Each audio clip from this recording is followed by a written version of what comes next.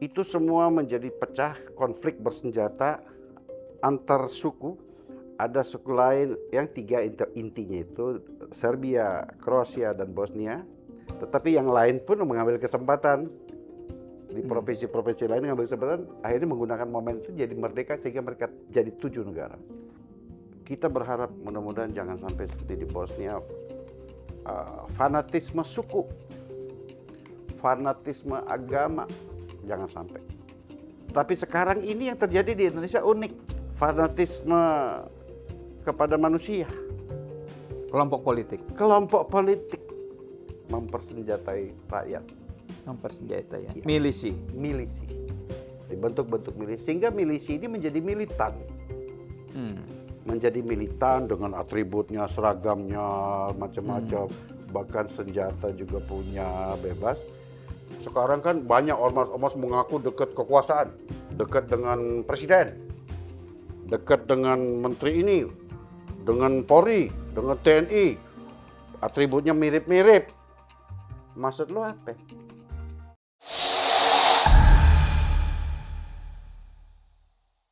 Bismillahirrahmanirrahim. Assalamualaikum warahmatullahi wabarakatuh. Waalaikumsalam. Kawan-kawan, para pejuang obor rakyat di seluruh dunia. Dunia bergerak dari hari ke hari. Indonesia pun bergerak dari hari ke hari. Sepanjang waktu kita melihat perubahan di peta dunia. Salah satunya yang masih kita kenang saat ini yaitu ketika runtuhnya suatu negara besar di Eropa, Yugoslavia. Ketika itu seorang pemimpin Yugoslavia sangat terkenal, namanya Josip Briz Tito. Seorang pemimpin yang sangat dikagumi di dunia. Tapi kemudian setelah Tito meninggal tahun 1980, Yugoslavia perlahan demi perlahan konflik antar etnis, antar suku, bahkan antar agama. Dampaknya menjadi 7 negara saat ini. Yugoslavia pecah menjadi 7 negara. Sudah hadir di markas perjuangan obor rakyat. Wah, ini seorang jenderal, bukan kaleng-kaleng, kawan kita, sahabat obor rakyat, Inspektur Jenderal Polisi Napoleon Bonaparte. Selamat datang, Pak Jenderal. Terima kasih, obor rakyat. Nah, obor rakyat sengaja mengundang Pak Jenderal Napoleon karena beliau adalah ex tentara PBB di Bosnia Herzegovina. Pasukan PBB. Pasukan PBB di bawah bendera pasukan PBB Ya. tahun 1998 Iya. 99. Ya. Tapi alhamdulillah Pak Jenderal selamat, tidak seperti tentara kita yang lain di Lebanon. Ya. Panjang umur, sehat terus. Kita doakan tentara kita Sehat. sehat semua. Selamat. Pak Jenderal, Ya. obor rakyat merasa perlu mendiskusikan soal fenomena Yugoslavia. Nanti mungkin kita tarik ke kondisi di Indonesia. Baik. Apa yang Pak Jenderal Napoleon alami ketika berada di Bosnia sebagai pasukan PBB di sana? Baik, terima kasih. Jadi setahun kami di sana, tahun 98 sampai 99. Waktu itu kami berpangkat kapten, Pak. Kapten, kalau sekarang AKP namanya itu pangkat itu. Kami dileburkan di sana dengan pasukan PBB dari negara lain. Kita bahkan bergabung dengan namanya S4.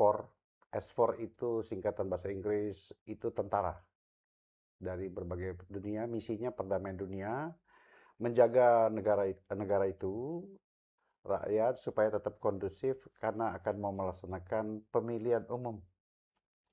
Setelah pecahnya bertahun-tahun konflik yang melibas rakyat sendiri. Dampaknya kita lihat luar biasa begitu tiba di Sarajevo waktu itu. Boleh dibilang sepertiga kota itu isinya adalah makam, Pak. Penuh, ribuan orang dimakamkan. Sarajevo itu di Bosnia berarti Di ya? Bosnia. Itu adalah dampak perang. Kalau saya bilang justru dampak dari perang saudara. Mereka sendiri terpecah-pecah, tercabik-cabik dari satu negara kuat ex-Yugoslavia menjadi 7 negara terbelah-belah. Mungkin situasi ini perlu kita hayati supaya jangan sampai kita mengalami nasib yang sama seperti ex-Yugoslavia itu. Oke. Ya. Waktu itu Pak Napoleon Apa yang menjadi tupoksi atau tugas, Pak Napoleon di sana? Kami ditugaskan, dari Indonesia, waktu itu masih di bawah Hankam, Cilangkap, bergabung ke PBB di Bosnia, namanya UNMIP, UN Mission in Bosnia Herzegovina. Kami tugasnya adalah memonitor proses pemilihan umum di Bosnia yang akan disegerakan supaya tertib, demokratis, dan tidak ada yang memaksa untuk memilih A, memilih B, menjaga jangan sampai ada tekanan-tekanan kepada rakyat dalam melaksanakan pemilu. Civilian monitor. Civilian Monitor. Ya, Selama setahun ya. tugas Bapak di Bosnia itu. Ya. Berapa tim kita yang waktu itu berangkat bersama Pak Napoleon? Kalau tidak salah ingat, kami berjumlah 22 orang dari Indonesia. Hanya 22 Itu orang. yang polisi aja. Oh, yang polisi. Ya. Mabes TNI juga waktu itu bersama Kahankam waktu itu mengirim juga pasukan lebih banyak, batalion berupa TNI itu ditempatkan di Kosovo. Kosovo. Kosovo. Berarti di negara yang berbeda ya, sudah Ex ex Yugoslavia juga yang kemudian sekarang pecah menjadi negara sendiri iya, Kosovo. sudah bukan Bosnia kan di Kosovo itu kan? Iya, iya. Iya, iya, iya. Kosovo itu kalau nggak salah bukan Serbia ya? Kalau Serbia Bukan. Beograd ya? Ya, ya, ya. Serbia itu sebelah kiri, ini Bosnia, Serbia, Serbia di atas, Kroasia di kiri, Kosovo di tenggara, Iya, iya, iya. dekat ke arah Italia. Iya, Oke, iya. iya, Ini Pak, ini di Untold Story ini kita ingin, menggali lebih jauh. iya, Kita belajar dari pengalamannya Yugoslavia. Sebetulnya apa sih Pak yang terjadi di negara besar itu sampai tercabik-cabik? iya. Tadi Bapak udah bilang, Yugoslavia dulu ada pemimpin besar, namanya Joseph Broz Tito. Bahkan beliau adalah sahabat karib dari presiden pertama kita, Bung Bung Karno. Karno, Iya, dengan Nehru, Nehru. waktu itu dari India, sahabat karib. Jaya pada waktu itu. Tetapi negara ini pecah setelah berganti-berganti kepemimpinan dan sebagainya. Dan ada kondisi-kondisi yang dibiarkan semakin memuncak, yaitu timbulnya fanatisme sempit dari kelompok-kelompok yang ada di ex-Yugoslavia. Mhm.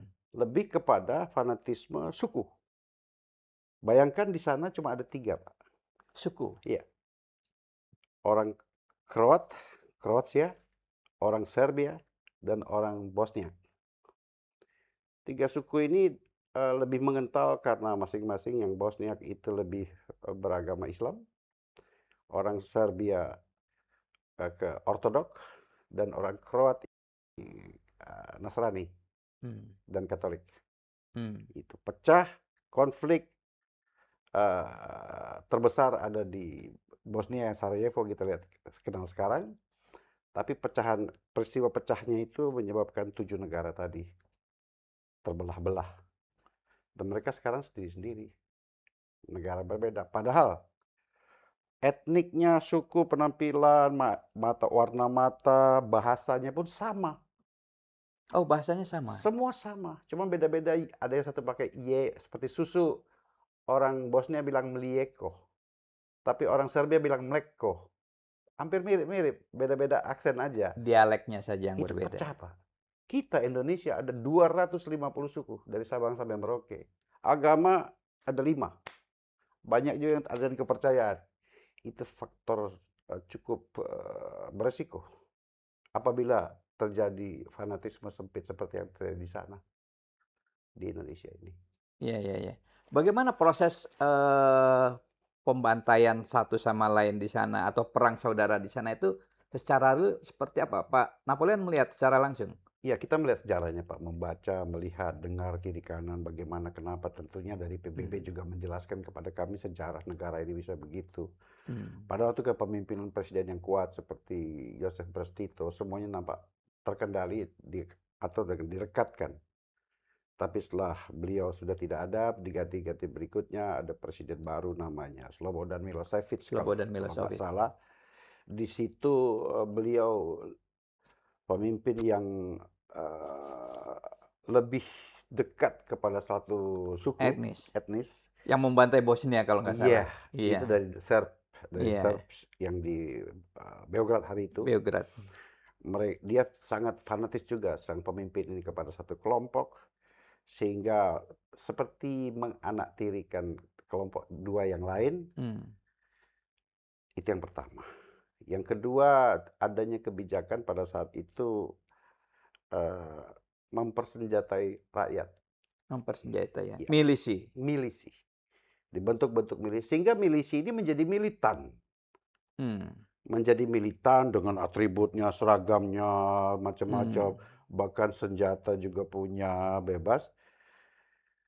Ya, kalau seperti di sini tentara atau polisi ini juga dipersenjatai, tetapi mereka punya doktrin yang kuat untuk tidak sembarangan Dan memang ini aparat negara. aparat negara. Iya, Ini milisi itu sipil. dia punya rekatan jiwanya tidak sekuat Hmm. militer atau polisi.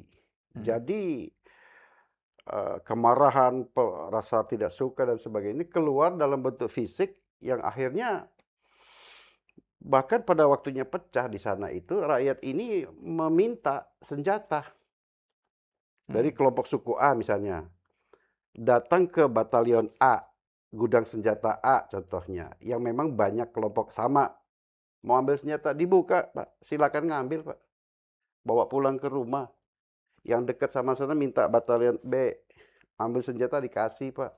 Semua memiliki senjata dan mereka mulai begini, Pak. Satu sama lain. Iya, Perang kota, perang saudara, pecah, korban sepertiga kota Sarajevo itu adalah makam. sepertiga Ya. Sarajevo makam. Sehingga akhirnya PBB turun dan kami diturunkan sana untuk menjaga stabilitas, jangan sampai terjadi perang lagi. Tidak ada pelucutan senjata. Ada program pelucutan senjata, tetapi kami tahu mau dilucuti kayak apa, senjata-senjata itu masih disimpan dengan baik oleh rakyat. Terbukti malam tahun baru, Pak. Kalau di sini petasan yang dibunyikan, di sana bukan petasan, Pak. Semua kokang tembak ke atas, Pak. Itu Iya, yang iya, kami iya, lihat iya. dengan mata kepala sendiri. Iya, iya. Itu semua menjadi pecah konflik bersenjata antar suku di kota-kota, di kampung-kampung terjadi. Akhirnya memang terbelah. Ada suku lain yang tiga intinya itu Serbia, Kroasia, dan Bosnia. Tetapi yang lain pun mengambil kesempatan di Hmm. provinsi-provinsi lain mengambil kesempatan, akhirnya menggunakan momen itu jadi merdeka sehingga mereka jadi 7 negara.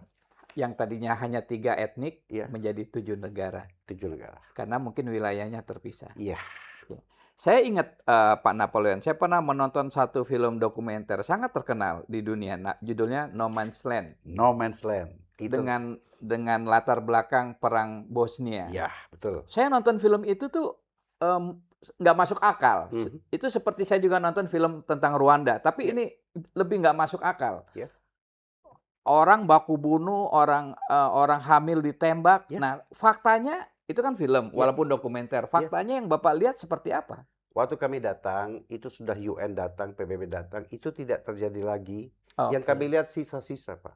oke, Boleh dikatakan di Sarajevo itu, satu kota cukup besar itu, saya tidak pernah ketemu gedung yang tidak ada lubang pelurunya, Pak. oke, oke. Semua dihancurkan. Ya. Karena semua pegang senjata, Pak. Iya, iya, iya. Memang itu ceritanya, Pak, sekelumit yang kami alami di sana dulu. Jadi dari April 98 Mhm, sampai April 99, iya, kalau itu di Jakarta itu sebentar, Pak. iya, Tapi kalau di wilayah perang iya, itu lama. luar biasa, Pak. Apa yang Bapak alami? Apakah desing peluru masih atau tangisan? Iya. Kalau desing peluru sudah tidak ada lagi karena kami sudah datang, baik tentaranya UN maupun polisinya Oke. UN. Mhm. Tetapi yang kami bisa lihat, tetap lihat adalah ketakutan di mata masyarakat, rakyat. Mmm. Cerita mereka, mereka selalu ketemu kita, mereka menceritakan. Mmm. Dan anehnya, Pak, rakyat itu sebelum bercerita kepada kami nanya dulu, "Who are you? Dari mana From negaranya? Agamamu apa?" oke, oke. Tanya sama saya. Kebetulan yang bertanya ini adalah yang kita datangi adalah orang dari kelompok Bosnya. Bosniak yang Muslim. Mmm.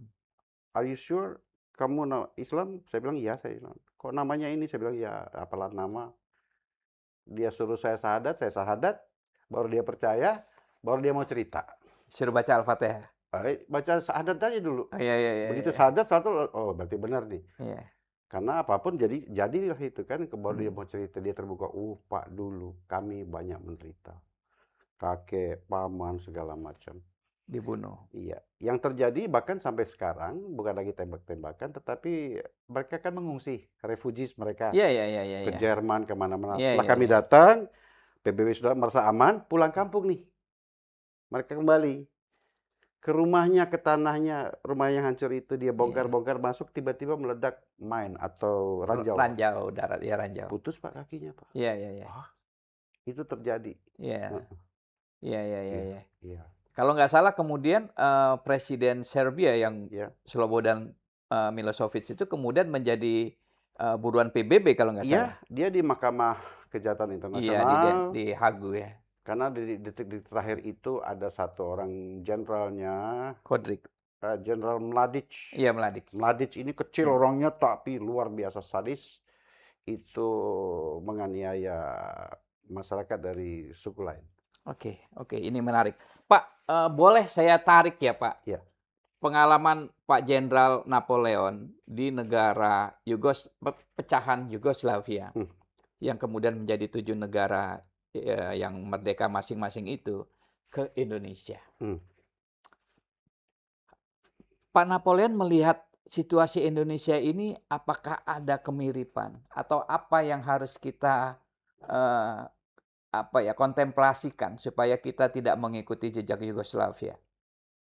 Pas Pak, menarik. Sebelum saya ke Bosnia itu, saya setahun sebelumnya tahun 97 ditempatkan di Timor Timur Pak. Timor Leste ya? Ya, kita tahu kondisi Timor Timur Oh waktu itu. Bapak di Timor Leste tahun, berapa lama? Setahun sebelumnya? Sebelumnya tahun 97, Tahun 97, setahun? setahun. Setahun, oke. Terus berangkat ke Bosnia, habis dari Bosnia dikembalikan ke Timor Timur. Jadi memang sebelum dan setelah Bosnia itu saya kembali ke Timor Timur yang memang situasinya sedang konflik juga saat itu. Di situ saya melihat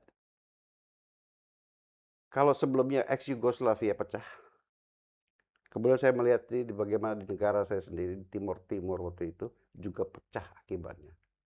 Saya orang termasuk kelompok terakhir yang meninggalkan Timor Timur pada saat itu. Pasca jajah Kembali pendapat. setelah jajak jauh setelah jajak pendapat Pasca jajah pendapat. masih di sana. Di situ saya melihat ini terjadi juga di Negara kita, negara kita, yaitu di Timor Timor Timur yang sekarang jadi Timor Timor Leste itu. Leste. Dan negara itu udah berdiri sendiri. Hmm. Mengingat cerita ini, ada hal penting yang perlu kita jaga sekarang. Yang sekarang masih Indonesia nih. Tentunya bukan lagi pakai Timor Leste ya. Dari Sabang sampai Merauke ini. Kita mesti ingat tuh. Karena pengalaman ini kita share untuk menjadi bahan kita semua. Dulu pemimpin kita bilang bersatu kita teguh, bercerai kita runtuh. Memang ada faktor eksternal dari luar yang bisa kita lihat contoh-contoh negara juga pecahnya dari faktor eksternal.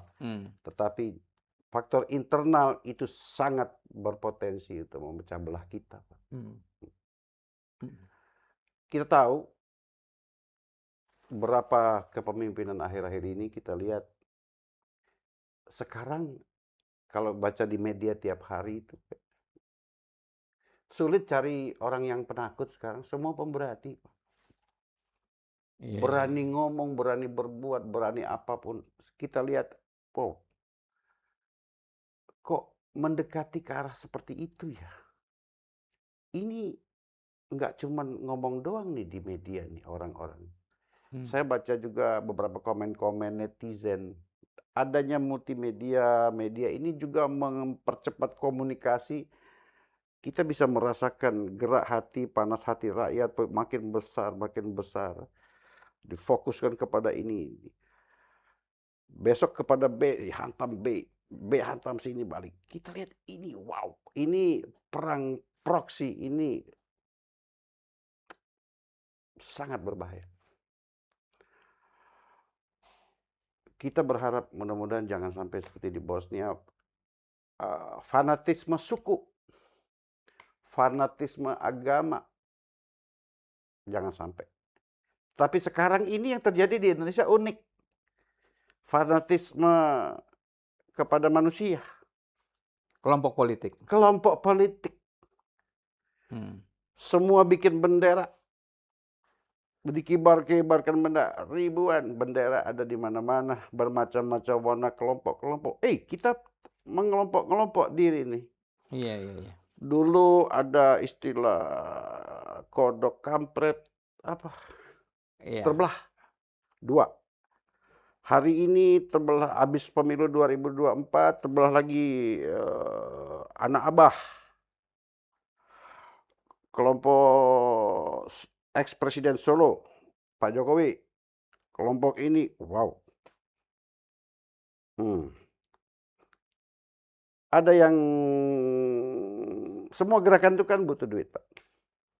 Pendana. Pendana itu bisnismen. Dia cari mana yang menguntungkan.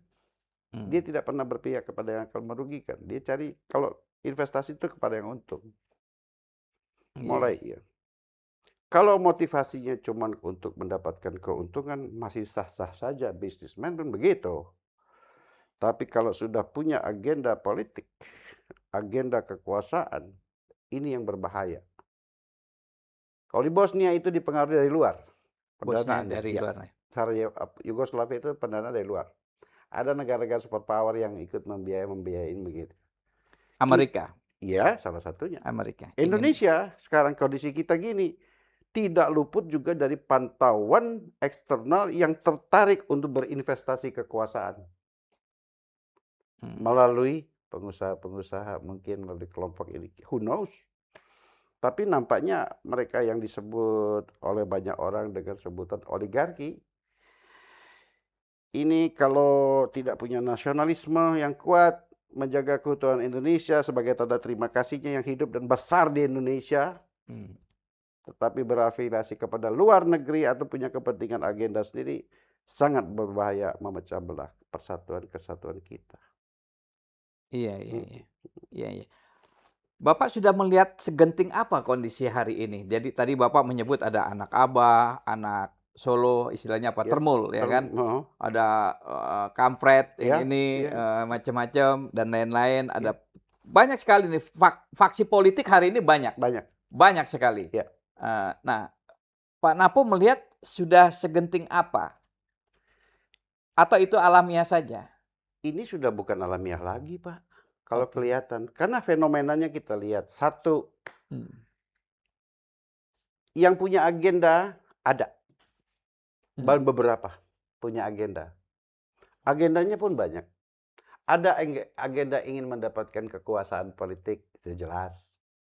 Punya juga. Ada agenda pengusaha besar yang disebut oligarki. Dia juga punya kebebasan milih. Saya lebih senang sama yang dipimpin sama yang itu, lebih enak. Yang ini kurang enak. Yang itu nggak enak, malah berbahaya. Kecenderungan-kecenderungannya mereka juga ingin mempertahankan kondisi yang seperti ini. Padahal kita semua rakyat pingin situasi berubah. Lebih bagus daripada kemarin. Ada sebut Indonesia Mas. Cita-cita, dream. Tetapi ini ada yang menghalangi. Kepentingan kita-kita sendiri yang pengen kekuasaan, atau kepentingan orang-orang yang pengen berada di luar kekuasaan, tetapi sebagai pendamping kekuasaan, dia lebih suka yang itu, yang Indonesia. Ini gampang diatur, enak diajak ngomong. Oke, kalau ini agak berat, ini nggak mau, ini ya no. Ini jadi perbincangan publik, Pak. Masuk, kita tahu. Kelompok ini sukanya main ini, kelompok itu sukanya main itu. Ini terjadi, Pak. Makanya kita nggak selesai-selesai. Apalagi ditambah dengan publik kita. Sorry to say. Kadang-kadang mudah sekali tertiup angin. Angin ke kanan semua. Tiba-tiba angin berubah ke utara semua. Mudah sekali dia mengambil. Kenapa? Lapar. Iya, iya, iya. Pak, kalau saya, maaf, kalau saya lebih konkretkan misalnya. Misalnya pertarungan antara sebut saja polisi dengan jaksa, apakah itu bagian dari faksi-faksi ini juga? Mungkin nggak ada kaitan. Apa yang terjadi kita lihat kemarin di media antara Polri dengan Kejaksaan, itu kan dilihat bagaimana tanggapan publik melihat tontonan itu. kita lihat menjadi viral, itu tanda bahwa rakyat kita itu juga seneng kalau ngelihat ada ayam jago dengan ayam jago berantem. Ini suka banget ngadu ayam, Hmm. hobi. Itu gimana tuh? Kalau kita selalu mengaku cinta damai, bersatu kita teguh, bercerai kita runtuh. Hmm. Hobi mengadu ayam ini harus kita buang, hindari. Hmm. Bahkan ustadz-ustadz kita agama bilang dosa tuh ngadu ayam. Ngadu ayamnya dosa, apalagi ngadu orang. Oh, jadi ini orang diadu nih hari. Orang diadu, Pak. Dengan berbagai komen. Saya kadang-kadang gelek-gelek komen-komen itu banyak yang karena nafsu syahwat, senangnya lihat orang berantem. Apa yang disampaikan bahkan hoax. Kita melihat sehari setelah, 2 hari setelah penggeledahan ya di Sentul. Sentul dan kafe itu, kita semua mendapat tontonan. Kapolri itu datang membawa seluruh jenderal pejabat utama. Wakapolri, Irwasum, semua saya lihat tokoh-tokoh pentingnya polisi itu datang ke Kejaksaan Agung. Komunikasi mereka lewat media juga bahkan bilang Kapolri menyebut Kejaksaan Agung adalah kasus sebagai itu.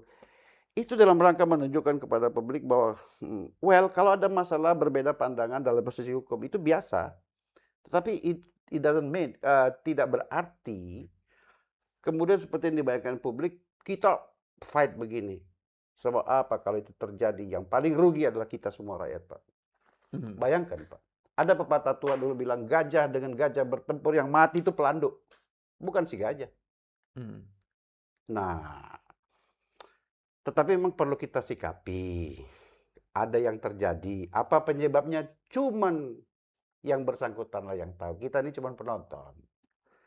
Tetapi rakyat tidak bodoh. Bisa menganalisis, membuat perkiraan-perkiraan segala macam di tengah-tengah ketidaktahuan ini. Hmm.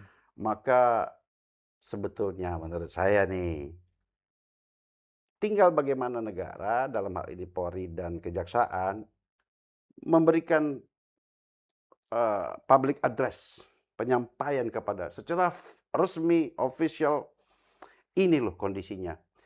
Agar opini-opini tidak berkembang. Membentuk, terakhir ini saya lihat yang dihajar betul-betul sama publik ini, siapa pengacara? Hotman Hotman. Paris. Wow, Bang Hotman. Itu dihajar segala macam karena mungkin jadi lawyernya Pak Febri ya. Sah-sah aja, tapi mungkin ada kata-kata Bapak yang juga langsung menghantam media dan sebagainya itu. Bapak sudah minta maaf, saya tahu. Mungkin kita terlepas slip of tongue, tapi itu biasa. Dan kembali kepada masyarakat, kalau kita ingin persatuan, bersatu kita teguh, kita jangan dulu kalau bahasa kiai itu suudzon. Kita coba lihat bagaimana, tonton bagaimana. Tapi saya pahami apabila masyarakat menunggu public address yang official, yang resmi. Baik dari Polri maupun dari Kejaksaan menghadapi situasi ini biar tidak berkembang liar dan bisa membuat kita terbelah lagi. Saya lihat publik ada yang belain polisi, ada yang belain Kejaksaan, ada nggak belain dua-duanya, bilang aja setan sama setan berantem kita tungguin. Ada yang ngomong begitu. Iya, Wow, iya. ini kita kapan kita berjalan, Pak? Kita sudah sekian lama ini dari 2024, 2002 berapa itu, hampir berapa tahun ini. Itu kita jalan di tempat, Pak. Nggak bergerak-bergerak. Kapan kita maju Iya, iya, iya, iya. situasi kita? Tadi ada yang menarik dari Yugoslavia atau kawasan ex Yugoslavia. Iya. Menurut Pak Jenderal Napo, di sana banyak sekali sipil, milisi sipil yang dipersenjatai bahkan. Kalau kita potret di Indonesia sekarang, Pak, walaupun mungkin tidak dipersenjatai ya, Iya. tapi diberi seragam. Yes. Itu bagaimana? Ini tepat nih Bapak nanya gini nih. Jadi gini, Pak.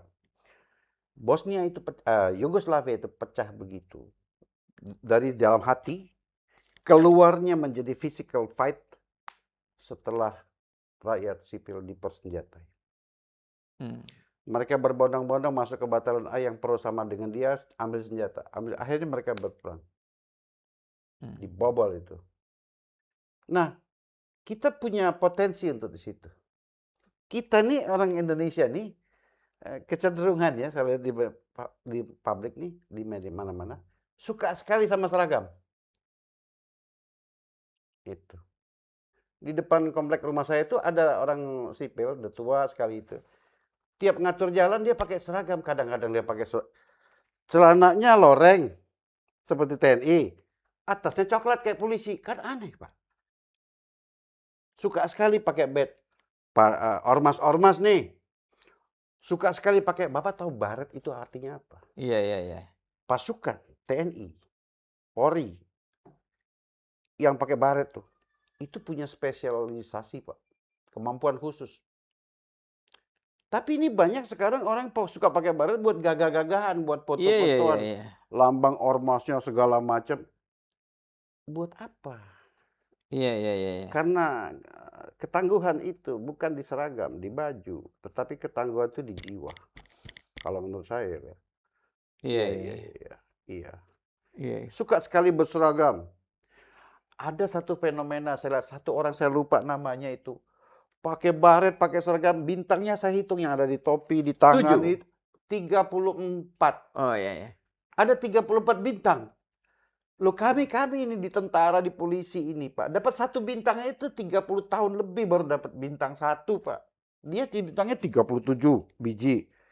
Suka kali dia pakai bintang ya. Fenomena Yang kebalik. lawyer itu? Iya. Saya bilang, kalau saya hiburan lihat dia. betul, saya pun ketawa-ketawa. Waduh, Iya, iya. Bapak ini nggak ngerasain nih, pakai satu bintang tuh mikulnya luar biasa. Ini Anda 34 loh, banyak kali. Iya, iya, iya. Saya lihat juga banyak fenomena di jalan-jalan tuh ya.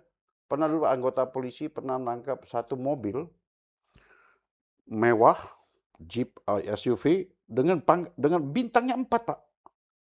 Ini merah, ini seperti Panglima TNI. Isinya bukan TNI, anak muda, rambutnya gondong, celana pendek, ketangkep Pak.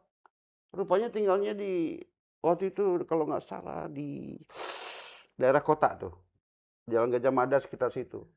Dan ada mobil lain yang platnya juga begitu. Nah ini apa nih? Suka sekali sama atribut. Ormas rupanya. Oh, bukan masyarakat sipil biasa. Bahkan mungkin cuma bisnis usaha kecil-kecilan aja. Punya mobil mewah, pengen suka kali tampil. Fenomena lain di jalan raya itu, weng, pakai Strobo. Pip. Pernah saya pengen ngecek saya pepet, tolong Pak, saya mau bilang itu apa namanya kempes, cuman pengen lihat orang dia. Ternyata sama sekali bukan pejabat negara atau TNI atau polisi, bahkan bukan. Hei, lu minta apa lu fasilitas khusus pakai strobo? Emangnya itu benar?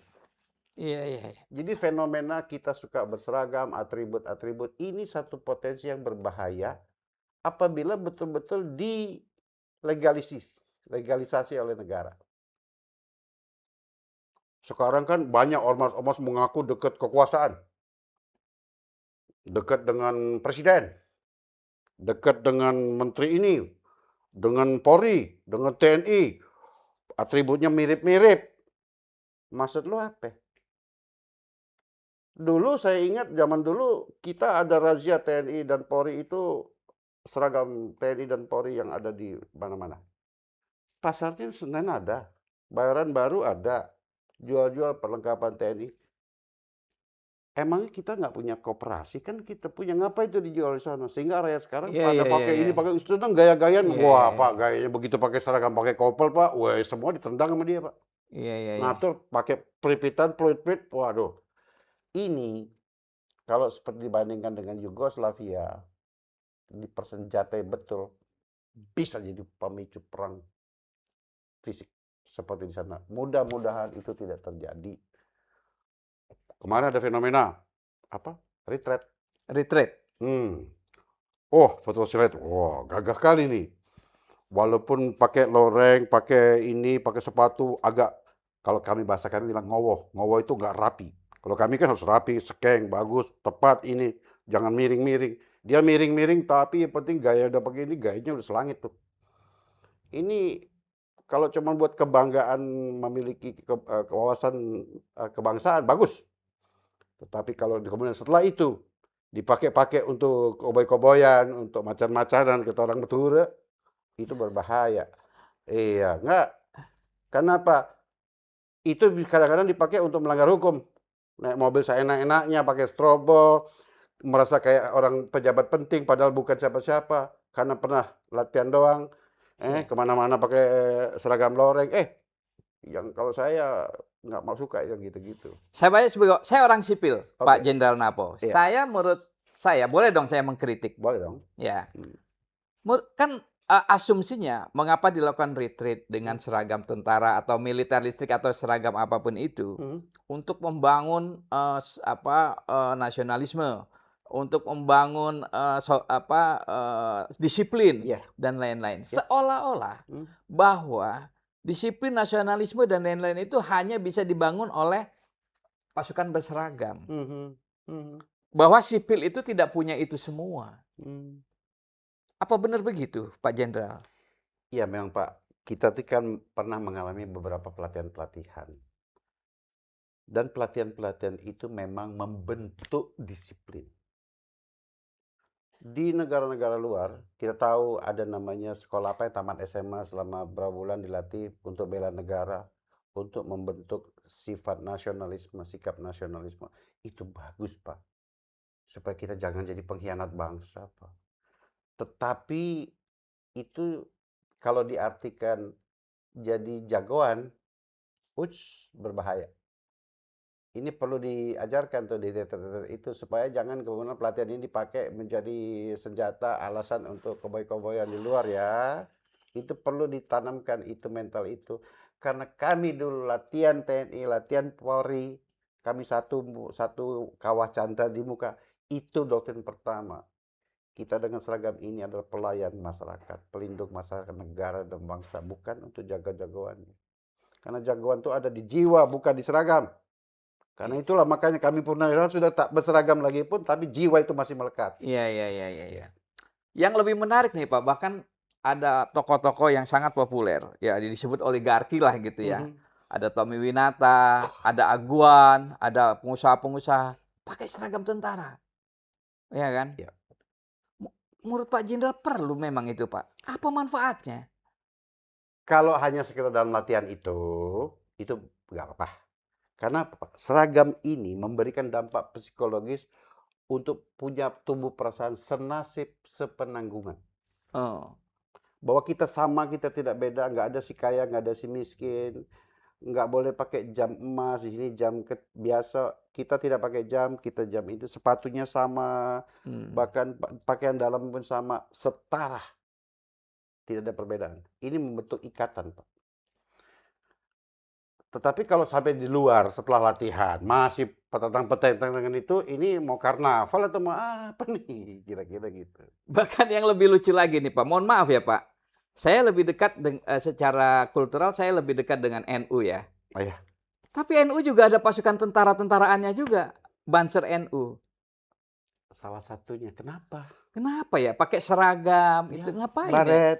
Ya pakai baret, terus pakai apa, gedobok pisang tembak-tembakan. Apa relevansinya, ngapain gitu ya? Ini kan terkait dengan saya bilang tadi, kita ini suka dengan seragam. Mmm, Seragam itu membentuk disiplin, membentuk kesetaraan, dan ikatan. Bagus, bersatu kita teguh. Tetapi kemudian jangan justru seragam itu membuat kita eksklusif, oke, oke. merasa berbeda dengan orang yang kebetulan punya seragam berbeda. Nah di situ, eksklusivisme, berbahaya. Kami ini berseragam Pak, dulu. Iya, iya, iya. Tetapi kami tahu, kami milik rakyat. Kami ini berjuang untuk mereka. Kami dulu menyebut diri empat saudara. Angkatan Darat, Angkatan Laut, itu saudara tua, saudara muda, kami saudara, Mmm, gitu. Kami tidak merasa berbeda. mmm. Nah, itu karena kami diberi doktrin bahwa kita ini satu. Dari rakyat, untuk rakyat, kembali kepada rakyat. Kita juga begitu. Iya, iya, Tapi iya, kalau iya. kelompok-kelompok tidak didoktrin demikian, mereka menjadi kelompok eksklusif Yang membedakan warnanya dari baretnya, dari seragamnya. Yang kemudian nanti tampil di pemilu contohnya dengan warna berbeda, wow. Kemudian diartikan publik, oh ini pasukannya partai A, ini pasukannya partai B, ini pasukannya kelompok A, wow.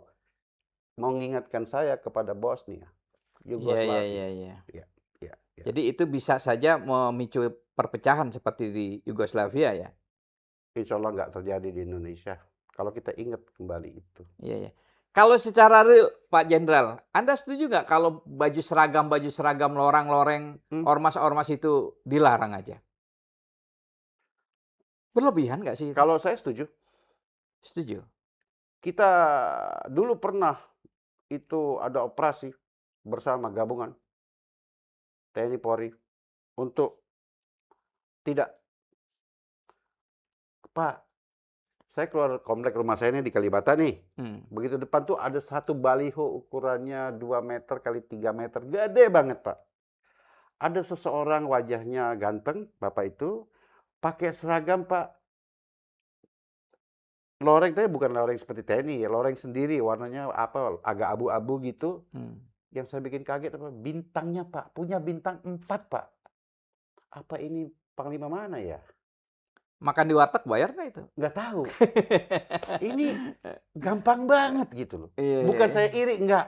Iya, Saya cuma iya. 2, dia 4, tuh enggak. Iya, iya, iya. Masalahnya, kok dia seneng banget ya? Kalau saya mah malu. Iya, Malu. iya. Kok dia nggak malu? Mereka nggak malu tampil dengan seragam-seragam itu. Ada juga nih, sebut fenomena lah, saya nggak usah nyebut lah. Kita sering lihat lah. Bahkan ada pejabat-pejabat negara yang udah kagak lagi punya hak dengan seragam bintangnya, masih pakai bintang di sini, bintang di sini, bintang di situ. Lu hobi bener pakai bintang? Iya, iya, iya. Wow, lu pikir lu keren begitu? Enggak, kerja lu yang bener. Jangan pamer bintang ya. Sorry ya. Iya dong, Iya, iya, iya. buktikan dong. Iya, iya, iya, iya. Jangan kemana-mana, waduh mengingatkan kita, oh iya dia. Nggak usah, biasa aja. Yang penting kerjanya benar. Iya, iya. Ditunggu rakyat yang itu. Iya, Ah, iya, iya, iya. iya. Masih banyak yang ini, mungkin post power syndrome ya? Ada penyakit itu, post power syndrome, Iya, iya, yang iya. dikenal kita. Ya seperti itu contohnya. Iya, iya, iya. Heeh. Nah, Iya, udah iya. pensiun masih pakai mobil ngoeng-ngoeng. Iya, iya, iya. Come on, man. Gitu ngapain?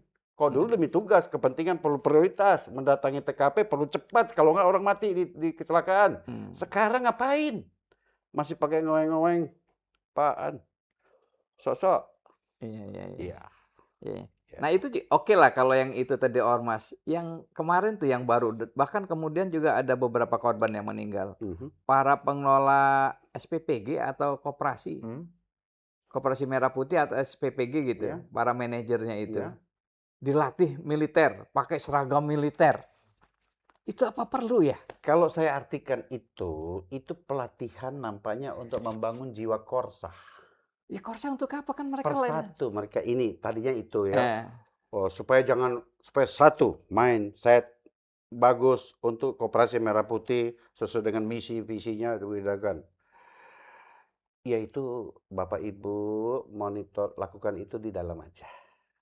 Membentuk jiwa Anda di dalam. Karena hebatnya seseorang itu bukan di seragam, tetapi di dalam jiwanya. Jadi cukup di dalam aja. Nanti kalau udah selesai pelatihan, laksanakan pekerjaanmu di Koperasi Merah Putih dengan baik, sesuai dengan doktrin yang Anda dapat. Jangan kemudian dibawa pakai lagi. Nggak perlulah terlalu banyak apa macam di luar nanti setiap ketemu mantan temannya langsung yel-yel. iya.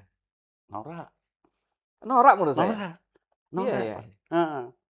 Emang saya ketemu sesama rekan polisi yang udah pensiun, yel-yel, dia ngapain? Norak. Udah enggak? Udah. Norak ya. Ya saya lihat di medsos. Iya. Mereka diajari yel-yel lagu-lagu untuk ya membangkitkan korsa, Ya, ya kan, ya. gitu. Tapi menurut saya apa iya ya? Apa iya diperlukan gitu? Kita tahu, Pak. Nggak ada hubungannya dengan kesuksesan Kopdes atau ini. Kalau Koperasi Merah Putih ya, Nah. itu kan membangun satu misi dan visi. dari negara ya, untuk mereka menjadi tokoh-tokoh potensi-potensi yang menggerakkan ekonomi.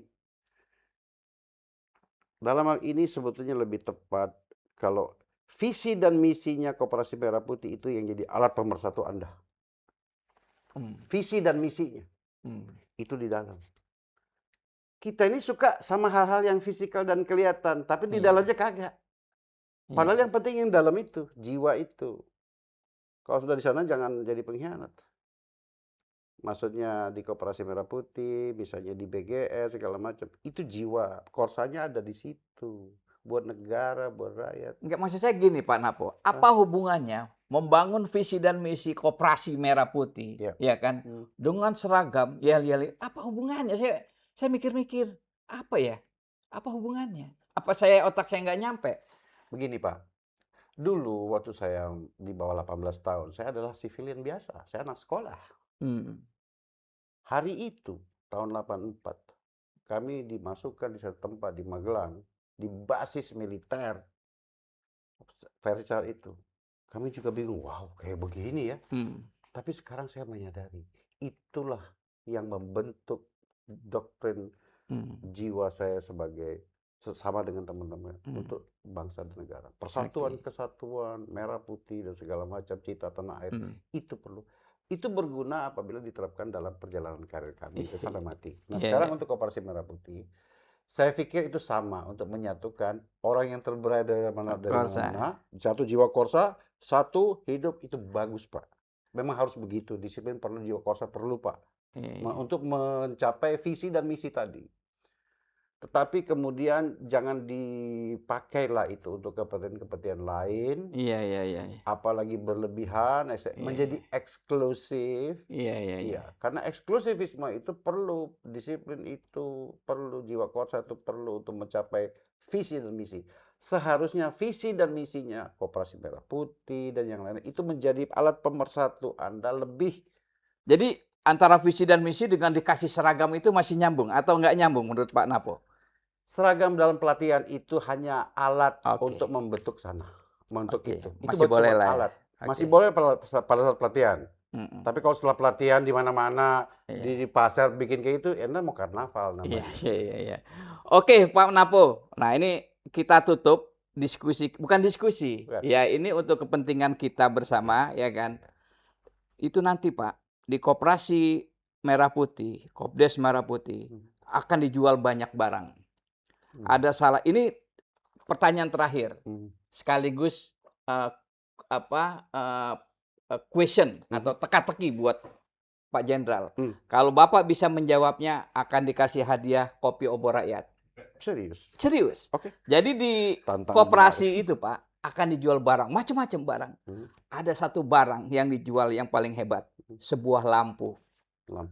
Lampu ini Pak, beda dengan lampu yang lain. Dia tidak pernah mati, tidak pernah putus seumur-umur. Bapak tahu nggak lampu apa itu? Kalau Bapak bisa jawab, dapat hadiah kopi obor rakyat. Lampu apa? Yang tidak pernah putus, tidak pernah mati seumur hidup. Lampu Aladin. Lampu Aladin? Salah. Nggak dapat kopi. Nggak dapat. Bapak mau tahu? Jawabannya yang benar, lampu neon Bonaparte. Terima kasih Pak Jenderal. Lampu yang tidak pernah putus, lampu neon Bonaparte, menyala terus. Baik kawan-kawan. Kawan-kawan, para pejuang obor rakyat di seluruh dunia, demikian tadi diskusi kita dengan Jenderal Napoleon Bonaparte. Mudah-mudahan pandangan-pandangan beliau bisa bermanfaat buat kita, buat Indonesia, supaya kita tidak terpecah belah. Wassalamualaikum warahmatullahi wabarakatuh. Waalaikumsalam warahmatullahi wabarakatuh.